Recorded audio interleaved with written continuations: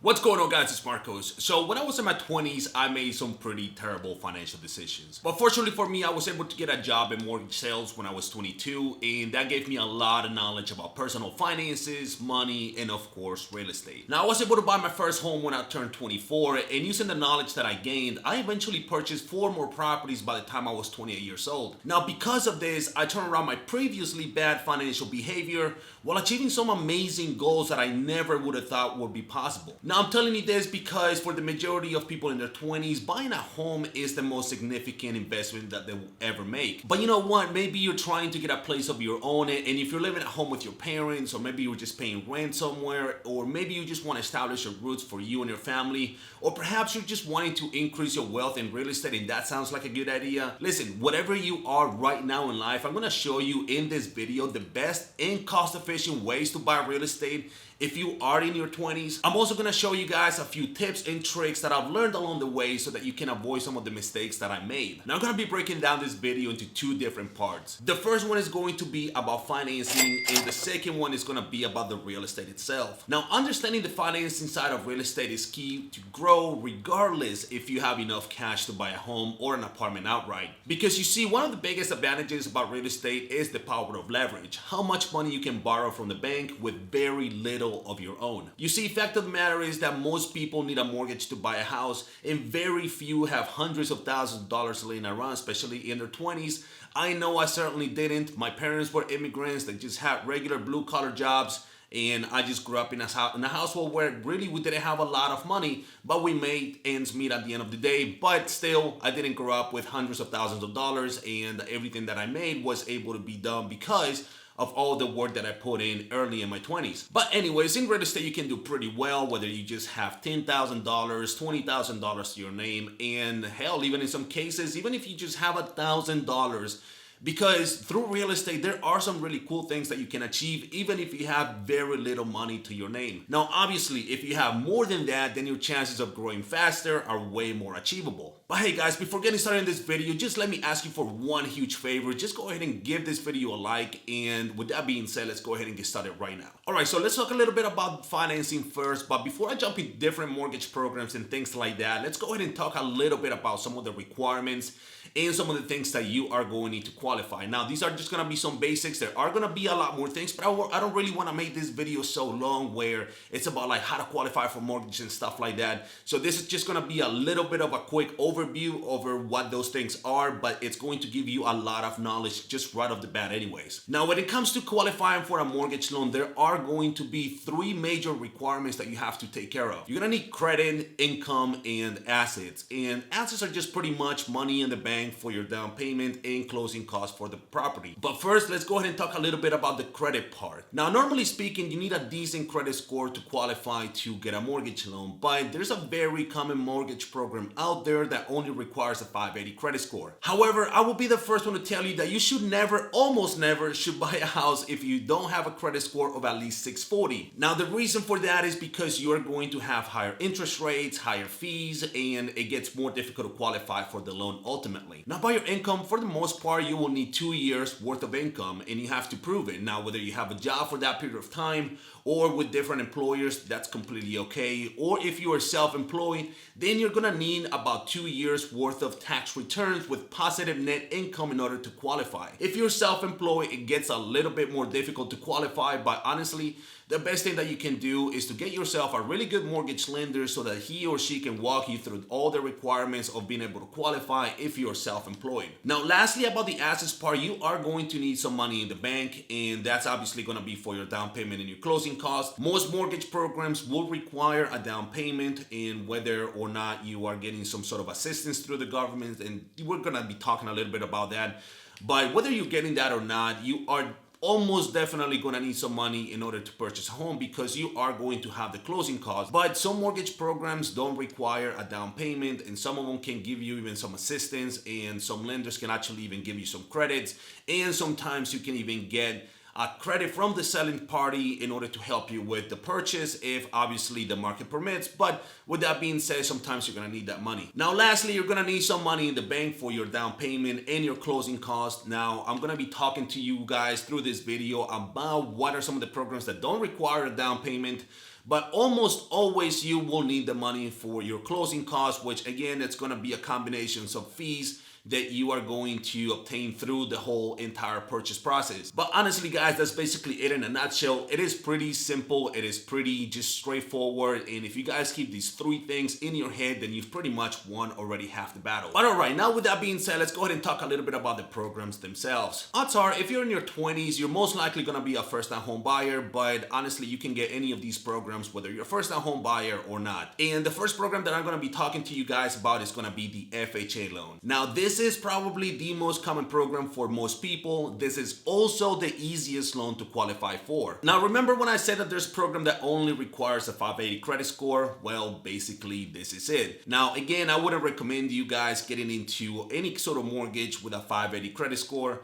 But if it's a matter of, okay, you have to get a property and it's a good opportunity, then this is going to be the loan that you're going to be looking at. However, I do recommend that you have at least a 640 minimum credit score to qualify, because it's going to ensure that you guys get the best interest rates, some really good financing, and honestly, it makes your loan a lot easier to get qualified for when you're working with a mortgage lender. Now, besides that, the FHA only requires a 3.5% down payment, whether you're a first-time home buyer or not. So, for instance, if you're buying a $300,000 home, your down payment would be $10,500. That's 3.5% of the purchase price. So, hopefully by now, you guys are able to see the power of leverage. Because honestly, well, you only need $10,500 to get a loan for pretty much $290,000. There is really like no other investment out there where you can just grab so much leverage with very little money. All right, so that's pretty much the FHA loan in a nutshell. But if you have better to excellent credit scores, then there is going to be another program out there that's actually going to be better than the FHA loan, and this is called the conventional 3% down loan. Now, for this, you're going to want to have at least a credit score of 700, but you may be able to qualify with a 660 credit score or more. Now, this program is really cool because you only need a 3% down payment, and also if you have great credit scores, your rate is going to be very low, which is going to help you with your monthly payments. Also, it's going to help you with your mortgage insurance, and mortgage insurance is basically a type of insurance that you pay the lender in order, for the lender to give you the loan, even though you haven't put down the whole 20%. So it's like a protection for the lender. This is really credit score dependent. So the higher the credit score that you have, the cheaper that mortgage insurance is going to be. So that's why you guys want to have a really good credit score so that it can lower that mortgage insurance, which obviously, coupled with the fact that you're going to have a lower interest rate, you're going to have a much lower monthly payment, especially if you compare this loan versus an FHA mortgage. All right, number 3, the other program that is really cool, especially if you're just starting out, is the VA loan. And obviously, you're going to need to be a veteran or active duty military in order to qualify. But if you are, then you totally need to take advantage of this program, because with a VA loan, you only need a 580 or sometimes a 620 credit score to qualify. But the best thing is that the VA loan doesn't require a down payment. Like literally, you can borrow the whole purchase price of the property and you would be able to just purchase it with no money down. Now, one of the things that the VA loan doesn't allow you to do is that it doesn't help you finance the closing costs. So even though there is no money down, you do still have to pay your closing costs. Now, in some cases, you may be able to negotiate those closing costs with the seller, or at least, split them in half, or maybe just get the seller to give you a portion. The lender can also help you with your closing costs if that's something you guys definitely want to talk to you about with the lender. But if that's the case, then you might actually even be able to buy a home with no money out of pocket, except for maybe an appraisal and inspection. The fourth best loan that I want to talk to you guys about is the USDA mortgage. And the USDA basically stands for the United States Department of Agriculture.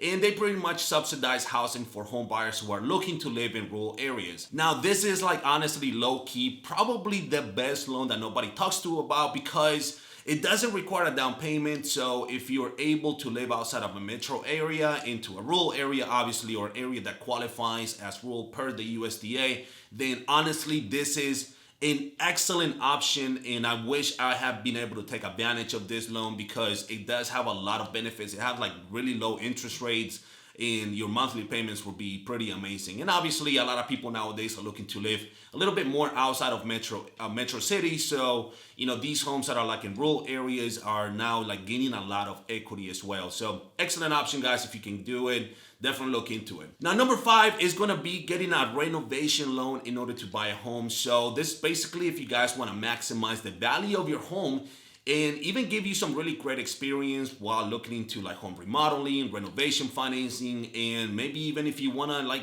just look into becoming an investor one day, then this is something that can just sort of help you get your toes wet a little bit, because it's going to give you guys a lot of experience. Now, this is basically how this whole program works. Actually, there are two programs. So with the renovation financing, you're gonna be able to get into the FHA 203K loan, and then you have the Fannie Mae home style loan. All right, so I'm not gonna go very deep about either one of these two loans because I have another video where I go in detail, and that video is gonna be in the description box below. So make sure that you check that out after you finish watching this video, because honestly, these renovation loans are really cool, and this is one of those loans that I wish I would have done personally. I've helped many of my clients do them, and they have just come out way ahead. And honestly, this is one where I can honestly say it was a mistake for me not to be able to do it. But then again, like back in the mid 2010s, these renovation loans were not really that popular. Now they are, and there are some really cool stuff that you can do with them. But basically, kind of how this whole thing works is that you find a property that is in need of repairs and that you can purchase at a value that you will hope it will increase by you doing the renovations and upgrades to it. Now, this is basically like buying the worst house in the best neighborhood, and this is like one of those key things about real estate. You guys have heard that before. You know, the three words about real estate is location, location, location. You guys can get a crappy house in a really amazing neighborhood, you're gonna come out ahead at some point, because even the land is gonna be worth something because people just honestly wanna live in this neighborhood. What you don't wanna do is that you wanna get into the best house in the crappiest neighborhood, because then, you know, everything is gonna be based on kind of what's going on around you. But anyways, that's another topic. With the FHA 203K loan, you still can put down 3.5% of the purchase price plus the cost of renovations, while with the home style loan, which is the other renovation program, you can go with as low as a 3% down payment. So say you find a home for $200,000 but needs $100,000 worth of repairs, and you see that other properties in the neighborhood are selling for $380,000, $400,000 after obviously they're like renovated and really nice and pretty. So basically kind of what happens is that between both your $200,000 of purchase price, because that's what the seller is selling you the property for, and then you're telling the bank, listen, I need $100,000 for everything that I want to do, then you're gonna be putting down, say, 3% on all of that. So 3% on $300,000, you're looking at $9,000 for your down payment. So you see what you just did there? You basically borrowed $200,000 to buy the home, then you borrow an additional $100,000 from the bank to pretty much do whatever you want with it. And that's the magic of leverage right there. And kind of what you're looking at is the after repair value. So just to kind of give you guys an example, one of my clients was able to do this in her house. Like once we finished everything, it was appraised at $395,000. It took her about 4 to 6 months to do all the renovations and stuff like that, which with the home style loan, you can actually even finance some of the mortgage payments, up to 6 mortgage payments into the mortgage. So because she wasn't able to live in the property, she had to stay somewhere else. The bank actually gave her money for those monthly payments that she wasn't making. So anyways, it took about 4 to 6 months to finish everything, and she gained about $95,000 literally right after closing, because all the houses in the neighborhood were selling for a lot more than what she bought this one for, and obviously she did the renovations and stuff like that. But all right, I basically just covered all the financing options here. One of them that I did not really mention was like down payment assistance programs, and guys, you can look into that as well. I actually have another video about down payment assistance programs, description box below. I'm just gonna put it on there. Right now in 2021, getting down payment assistance probably isn't the best way to buy a house, just because there is so much competition right now with buyers, and honestly down payment assistance programs can take a long time to close, but it is a good option. They do have a lot of kind of things that you need to know, because they're not really assistance, like, you know, it's not free money. They are loans at the end of the day, so you want to know exactly what you're getting yourself into. But definitely a good option to take a look into. Again, description box below, check out the video about down payment assistance programs. I'm pretty sure you guys are gonna like it. But anyways, all right, so now that we just basically cover all the financing programs, here's basically what you want to do next. Because once you guys have some equity in your home, then the next step is to either refinance the property or take out a HELOC in order so that you can get some equity from your home. Now, you want to do this if you want to keep investing into real estate, and hopefully you're watching this video because you're early in your 20s and you want to sort of start your own little real estate empire. But this is like honestly the most simplest way to start building a real estate portfolio, because once you take some equity from one of your properties, maybe even by the fact that you're paying down the mortgage and obviously the price of your property is going up, then you're able to take some of that money and then go and take the next property. And this is a process that you can honestly repeat once or every 2 years. Or wait, what the hell did I just say? You can repeat this every year or every 2 years, depending on where you are, until you honestly have enough properties in your name where you're like, okay, well, you know what? I'm doing just really, really well. Or at the same time, you can just take some money from your properties and then you can start flipping houses, whatever you honestly want to do with it. If the market is a good market for flipping homes, then definitely that's something you want to look into as well. Now let's go ahead and talk a little bit about the properties that you definitely want to go after and the ones that you should stay away at all possible, because not every property is a good property and there are some that you definitely need to like just run away from. All right, so first and foremost, the one that you definitely want to stay away from is going to be manufactured homes, mobile homes, and modular homes. All right, so these, like, don't even touch them, don't look at them. They're almost 99% they're trash. But honestly, why? Well, because literally these things like almost never go up in value, and for the most part, like almost never, they're like really like actual real estate, you know, so they don't really go up in value. They don't increase. The equity that you're gonna get from it is gonna be very, very little, if any. The resale is gonna suck, and getting financing for a manufactured home or modular home or the other one, it's just like really horrible. So you're gonna get higher interest rates. You're gonna have a headache getting a loan for these things. So honestly, just stay away from them.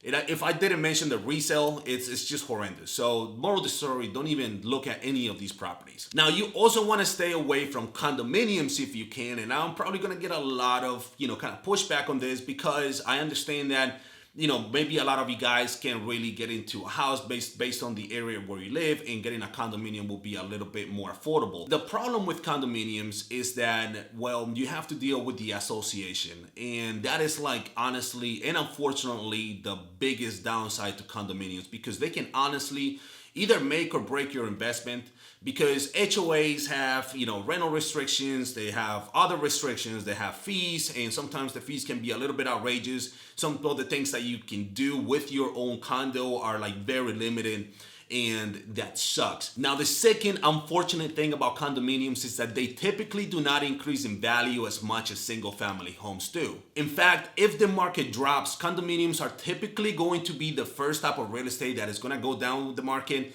and the last one to recover. And this is something that I tell you from personal experience, because I bought a condominium that I thought was going to be a good investment for Airbnb and short-term rentals. And when the market turned against me, actually back in last year in 2020, even though the prices of single family homes was going like this, and I was also expecting that my condo was going to do okay. Well, unfortunately, my condo was in the city, and nobody really wanted to buy condominiums in the city. If anything, people last year, because of the pandemic, they were trying to get away from the city. So the value of my condo dropped tremendously. So it was, still pretty unfortunate, still recovering. So this is like one of those bad investments that I made. I'm still holding on to that condo, because honestly, if I sold it now, I would lose a lot of money in it. So anyways, I might as well just stay in Airbnb and that kind of stuff. But anyways, condominiums, not that great. I would stay away if I could. And instead, I would look at townhomes. Now, the reason why you definitely want to look into townhomes is because they offer a few more flexibilities than condominiums, and they also increase more in value than typically condos do. Now, townhomes tend to be larger than condominiums, so that's obviously going to help you, especially with the resale. And well, obviously you are going to have a better resale market with a townhome that you would do a condominium. All right, but now the types of properties that you definitely need to go after, especially starting now, are going to be: one, standalone single family homes with a basement or an accessory unit. And what's an accessory unit? Is basically kind of like those little outhouses that you guys have seen in some properties. If that's possible, you totally want to go after that property. Now, the other one, and probably my favorite one, is going to be the multifamily home. So with residential real estate, you can get a duplex, which is a 2-unit property, a triplex, which is 3, and then a quad, which is 4. Now, from 2 to 4 units, that still qualifies as residential real estate. And the cool thing about that is that you can still finance those with a residential mortgage. So you don't have to step into commercial mortgages yet. This still kind of gives you that ability to get into these kind of properties and get all the benefits from these properties, by getting really easy and cheap financing with residential loans. Now, the reason why you definitely want to go after single family homes is because they tend to be more desirable than pretty much anything, and especially if you are in a decent neighborhood. They increase in value the most, and you have a lot of flexibility with them, and typically you don't have to deal with a lot of restrictions. Maybe even if the property is in a subdivision, in an HOA, most of them will not have any issues with you renting the property or anything like that. Maybe just obviously sort of comply with everybody's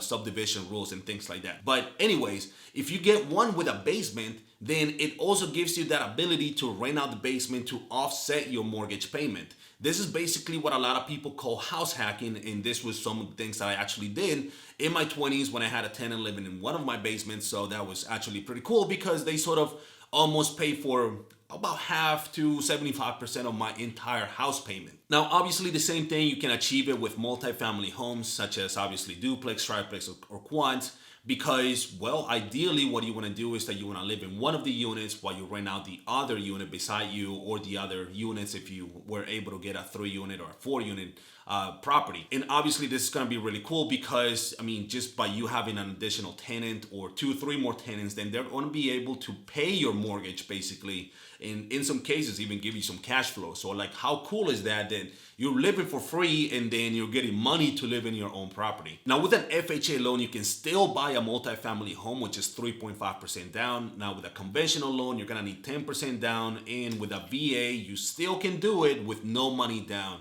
Unfortunately, USDA doesn't approve multifamily homes, so that loan is, out of the question. All right, guys, I just want to leave off this video with this. If you get started early, you can literally start with one property, and then a year later, you can get another one. And then 2 years later, you can get another one.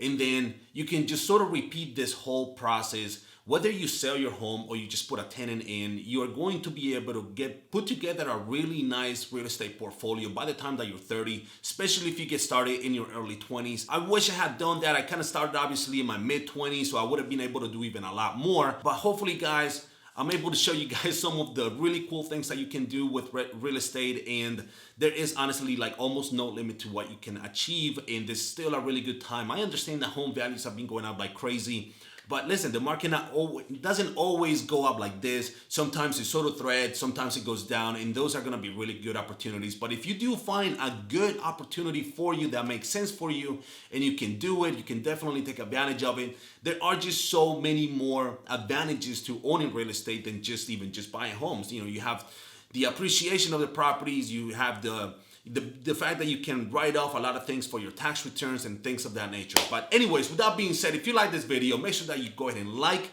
this video. Again, running out of breath over here, guys, and subscribe to the channel if you haven't done so. If you want to check out more content about real estate, financing, investment, personal finance, and things like that, just check out my channel. I appreciate you guys watching this video once again, and I will see you in the next one. Goodbye for now.